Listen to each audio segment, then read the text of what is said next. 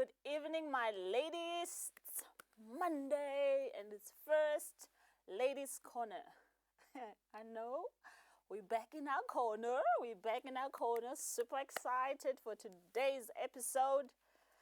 I can't wait to share with you guys. Oh my goodness. And if you've just tuned in, welcome. I hope you did not miss last night's service with the prophet, a new series that he has started. All right. If you missed it, we have the pre-recording on our timeline, and you can tune into our YouTube channel. Please tell somebody. YouTube channel is up and alive, and there's videos on there. You can watch, rewatch. All right. Subscribe. That's a way to support us as well. All right. Robert is in the house. We don't need prayers yet. Just you'll just pray for me as you're sitting there. We have shall I say a hot topic today, Christian? Well, a topic that's very close to my heart. So today we are talking about negotiating to win. All right. And Arthur was asking me, is it negotiating in business? Is it negotiating in...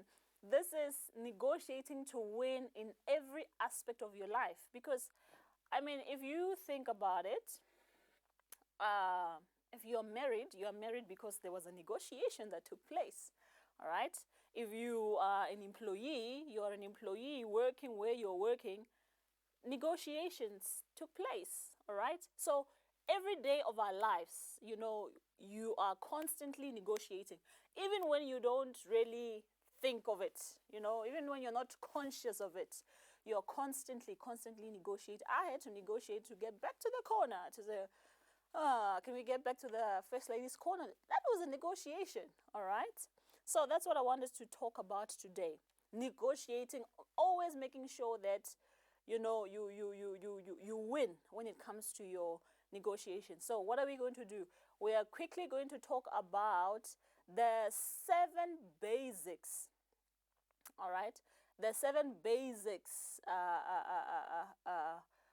things that you need to understand as far as negotiation is concerned. All right, 7 basic rules. All right. So like I said, whether you're married, whether you're single, whether you're an employee or an employer, you need negotiation skills. All right. Now, if you look at the dictionary, it says negotiate is the number one of it says obtain or bring about by discussion. All right. And the second one says find a way over or through an obstacle or difficult route. All right. You need to be able to find your way through, guys. You need to be able to find your way through. So here we go with our 7 basic rules, all right, of negotiations. And the first rule is, number 1 is the fact that everything is negotiable.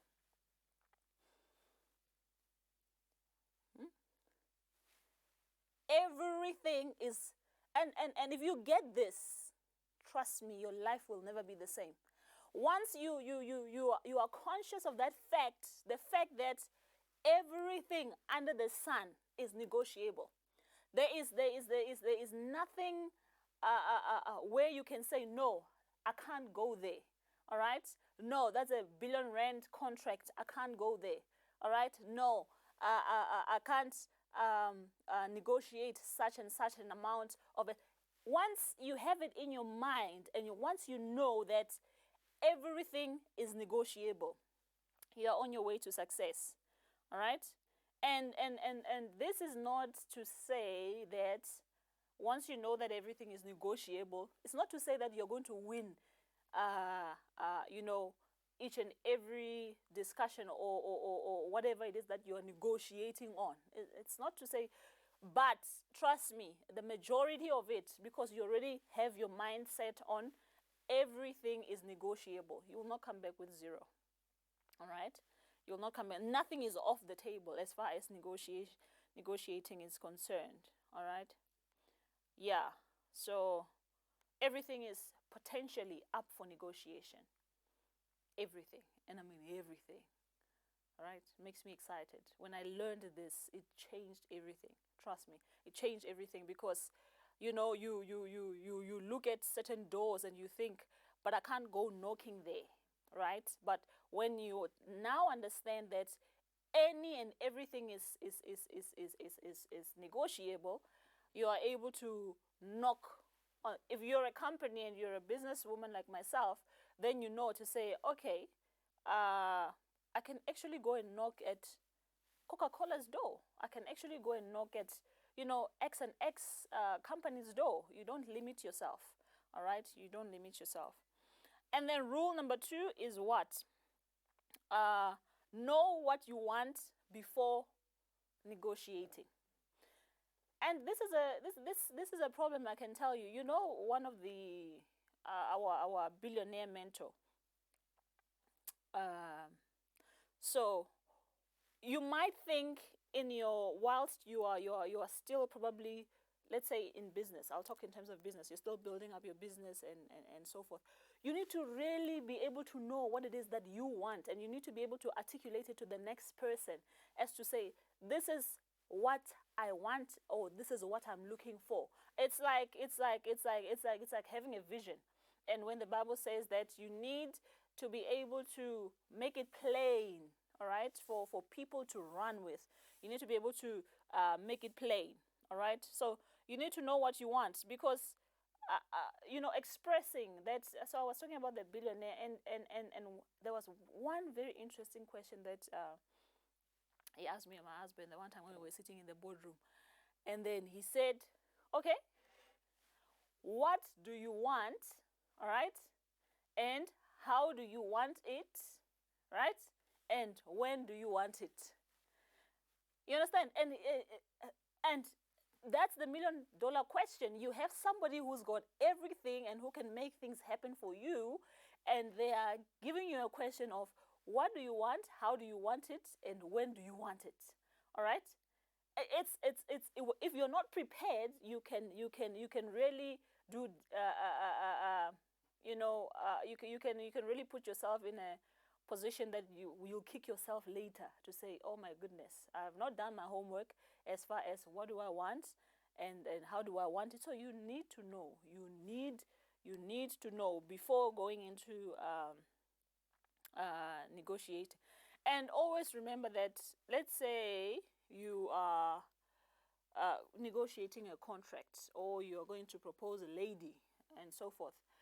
Your beginning is always the end point, because you need to know your destination, right? Even before you start the journey, you need to know, where am I looking to go to? It's like even when we start a business, you first see the end of it, right? Before you can really see. You see the end of it, and then you come to the beginning to work your way towards the end. So it's the same thing. It's the same thing when you are negotiating. What do you want in the end? And then you work backwards, all right? And you decide what's the best way to get there. How do you maneuver to get to the end that you have seen, all right? And then number 3 is what? Number 3, and this is also as important as number 1, I might say, all right? And this is, if you are in business, this is an eye-opener. This is an eye-opener, I can tell you that much. So you aim for a win-win. You think about negotiating, and when you think about it, you think like, yeah, it means that you must come out of it, having won, and then the other party must have lost. That's a half failure as far as negotiation is concerned. It needs to be a win-win. If you are deciding, or if you are negotiating on a contract with your client, your client at the end of the day needs to feel like they have won as well, and you also need to feel like I have won. Because if we are talking in terms of any proposal or business or contracts, you go into a negotiation saying, I want to solve X and X and X of a problem in your company, all right? And then the company, they give you the contract. At the end of the day, the company then also needs to see how you are adding value. They need to feel like we have won in obtaining KMH to come and do this service for us. All right. So once you walk out of there feeling like, no, I'm the winner, and then there's a loser. That's not a healthy relationship. We always say that, even with my husband, even in marriage, you know how if maybe you are having conflicts in marriage and you come out of a room feeling like the other person, yeah, I've won. And then the other person, no, it's not really healthy, because you might have won, but what happens to the peace in the house? All right, because one party, we talk about how, do you want to be correct or do you want to be happy? Which one is it?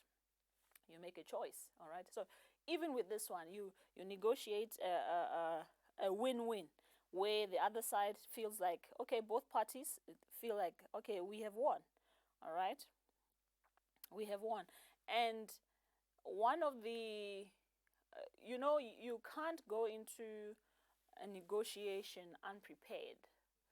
All right, you need to go. I remember when we had our first client in the coal business, when we sat with them around the table, we had done so much research on this client, right, that even intimate details of this company, the executives did not know about this particular details, but we knew about it.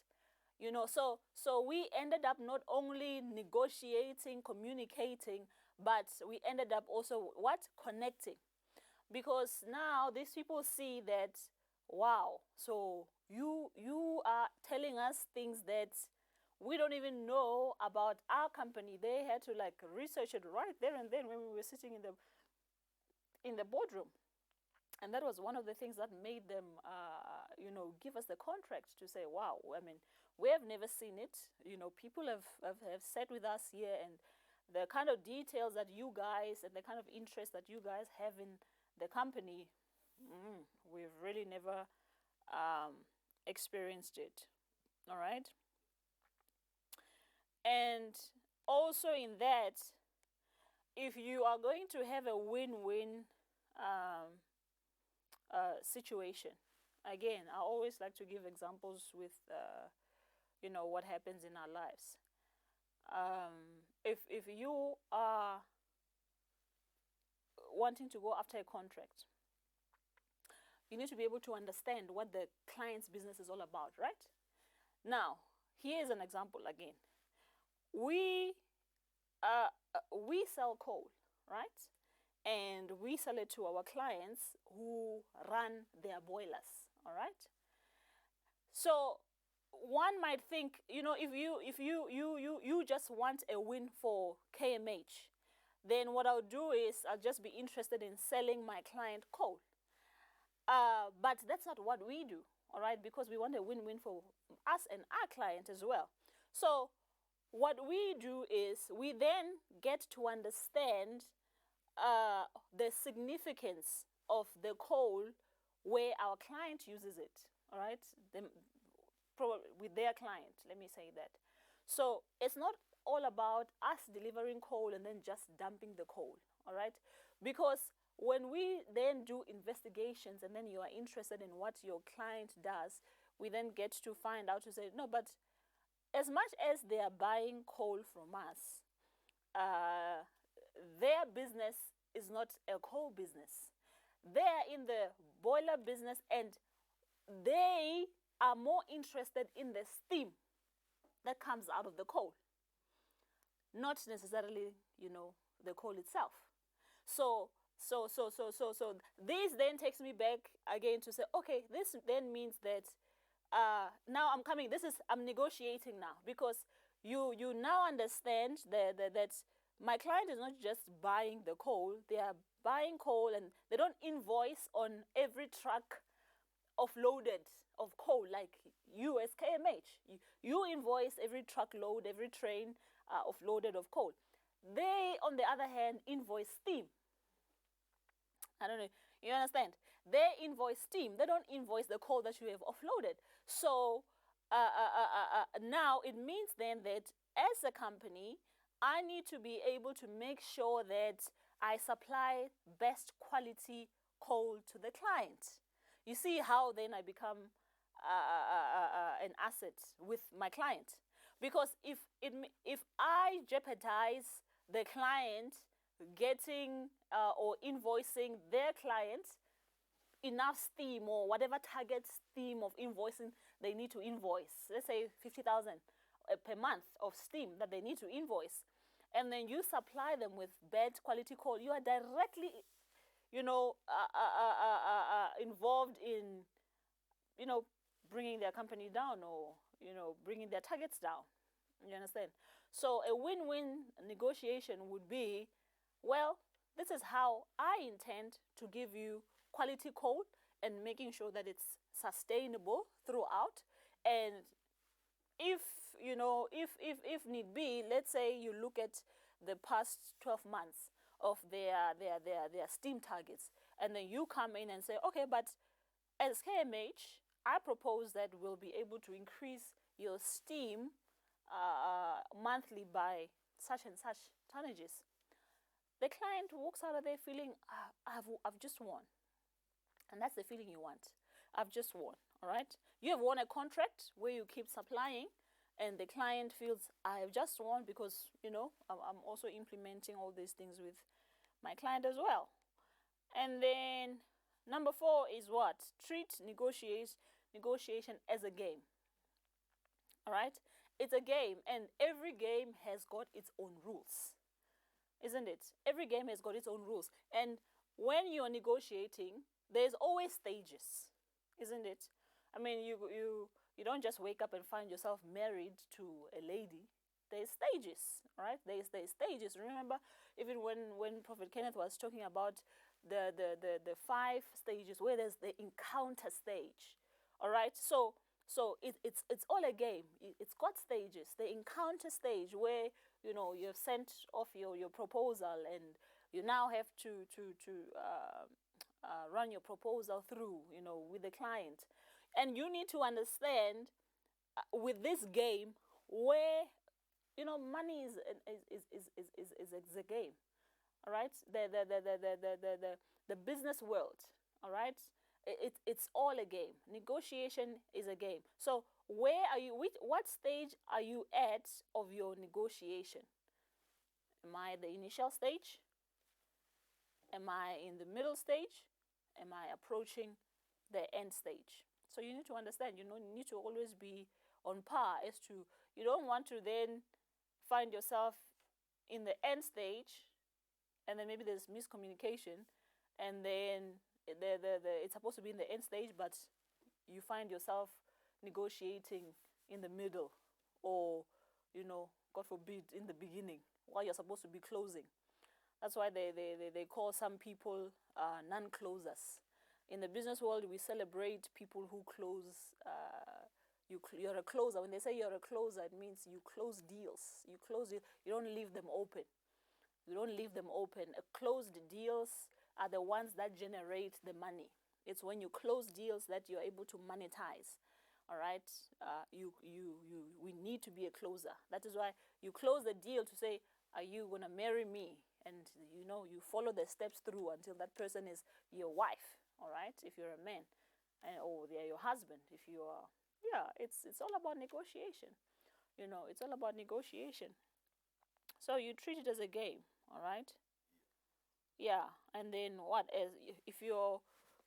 Once you have the skill of negotiating, you understand that there's structure and stages in negotiation. All right. You understand the rules of the game. Imagine playing soccer and you don't understand what are the rules. You want to apply rugby rules into soccer, and you want to apply soccer rules into rugby. So you always need to make sure that you understand. And then number 5 is what? It's Never believe that anyone else is entirely on your side. All right? So true. As much as, I mean, people are not going to be that transparent. All right? They're definitely, you have your own back. All right? It's never a case where you're supposed to think that, like, yeah, no, this person has got, no, you have your own back. You negotiate in good faith. Yes, definitely. But you must never, entirely think that the people are on your side like that. All right? All right. And then number 6, we are strive to be innocent. I like this one. And I use this one a lot. I like it. I use this one a lot. So, you see how God has given us 2 ears and 1 mouth? Yeah, that's what this one is all about. You must strive to be innocent. This will help you. You listen more than you actually speak. You understand? Because imagine you have, this is when then people start, people might look at you and think, yeah, this one does not know. And then, people have got their own egos, and then they want to, like, act up, but then they give you information. All right? They give you information which then becomes a weapon for you to use. And I always say, imagine being silent like that, and then whilst you have information yourself, but then you're silent. And then the people then give you information which then you add onto what you know. You see how powerful you then become. You end up becoming powerful. You understand? So you listen. It's always a thing. It's not so easy to do that. That's why the best negotiators, once you master that skill of let me keep quiet, and then you let the other people do the rambling and you get as much information out of the people as possible. All right? And then you use it to strengthen your case. You can actually use what they tell you to build up a case. You can walk into a room not even knowing, what you are going to say, and you keep quiet and listen to the people talking, and you actually build up your case right there and then. Using the information that they just, said. You just tweak here and there. You just tweak here and there because you already understand the subject. You understand? But imagine you just get there and it's like, oh, yeah. It's a problem. All right? It can work against you. It can work against you. It can really work against you. All right? And then the number 7, which is our last one, is you ask questions. All right? That is why the last in between couples, the last one before people are married is what? The man is on the knees and will you marry me? Isn't it? That becomes the last one before the lady that says yes or no. All right? I hope they don't say no to you guys. You know what, that scenario. So you ask questions. You see, power negotiators are not afraid to ask questions. You should not be afraid to ask questions. So, you see, again, you were listening. Do you see? Previously with our previous, you were listening. So as you were listening, obviously then there would be instances where you are taking notes. It's triggering, whatever it's triggering, because you understand the subject. Now, you delve deeper to say, let me ask, and when you're asking a question, and a question that, it's like, you get people and then they go to these meetings and so forth, and then the client wants to ask, okay, do you have any questions? And then you think that by saying, no, I don't have any question, that really works against you, because it's, then, it shows them that you're not interested either in their product or in their company or whatever. It's always better to, ask questions. All right. So how do you do that? All right. So how would you do this? All right. So how would you improve on this one? So how would you want this one? They like that you then spark a conversation. All right. You spark a conversation that will then, then conversation begins to flow. And as they start talking, you get to then really get to the gist of the matter, where you get to understand even the hidden, because they will obviously hide some of the things, but you then get to understand even the hidden problems that the client might want to have solved, you know, that they want to have solved, and voila, you understand. It's like you know how one of our clients had a tagline where they said they sell boilers as well, and then they were talking about how, well, I read in one of their monthly newsletters to their client. All right, I sourced it, I got it, and then they were talking about how they aspire to be a one-stop shop, right, to their clients. So still communicating and connecting, we use the same thing to say, right, your end goal is to try and be a one-stop shop to your client. Now, by ensuring that KMH is on board, because the only thing that is missing here and that is left is the coal supply. All right, this means then when KMH comes on board, you are definitely a one-stop shop, and you can definitely be proud of that. You know, and then we took the conversation off from that. It was a beautiful thing, you know. So you ask questions. You need to ask questions at the end of it. All right, you ask questions. So those are the basic rules of negotiation. Not negotiation. Negotiation.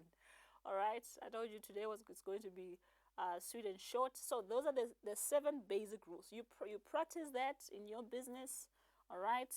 Especially, like I said, every day is negotiation day.